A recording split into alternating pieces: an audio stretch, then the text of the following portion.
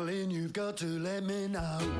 Hi, I'm Mike Holland from the Cellarmasters Home Winemaking Club in Los Angeles, California. And it's time to do some pruning out here on the West Coast, so I'm going to show you a couple of things that I've learned for pruning this year. And let's get started. Now I'm going to start with this particular vine right here. This is a Novedra vine. And what I did last year, something new, I went through, and as the vines went through their process, I noticed if there was a spur that didn't do anything, like this one, or if it didn't produce any fruit, which is this situation here. And so what I did, I took blue electrical tape and tied it onto each of those and did that through my backyard vineyard, so that way I would know that this is something I need to remove or consider removing, depending on the problem. So, okay, so just cut that off just like that.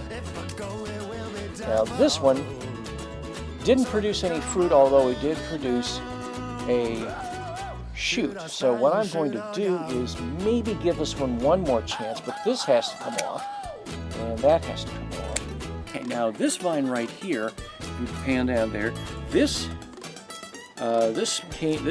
spur is actually dead because I've marked it with my blue tape from last year, and so this needs to come out just like so. All right, that's gone.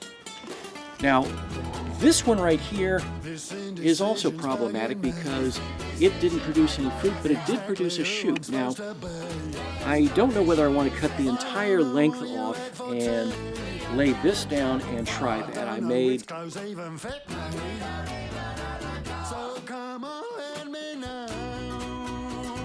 on this particular Zinfandel vine, I am going to extend the cane from where it is right here to about here. And I'm going to do that by taking this cane right here and tying it down to the wire, and hopefully it doesn't break as I'm doing so.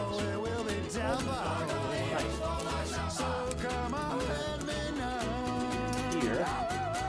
About there. All right, this is one take. No retakes. Bring it down, and if it will hold, I'll take one of my pieces of jute that I'm going to use to tie it off. I go back and forth between the plastic tape and jute, whatever happens to be available. This year it's jute. So I'm going to tie this. And if I can just get it secure for now, I'll adjust it later. But the trick is to be able to lay this down while it is still flexible enough to where it won't break. And so I think we got away with it. So now what I've done is I've extended my Zinfandel vine by an extra 1.5 feet or so.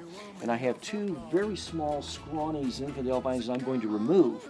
So this is not going to interfere with what this vine right here is going to do. So I've extended this all the way out, and that is something that I can do.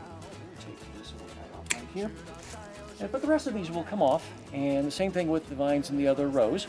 And this is just kind of one quick little lesson in pruning.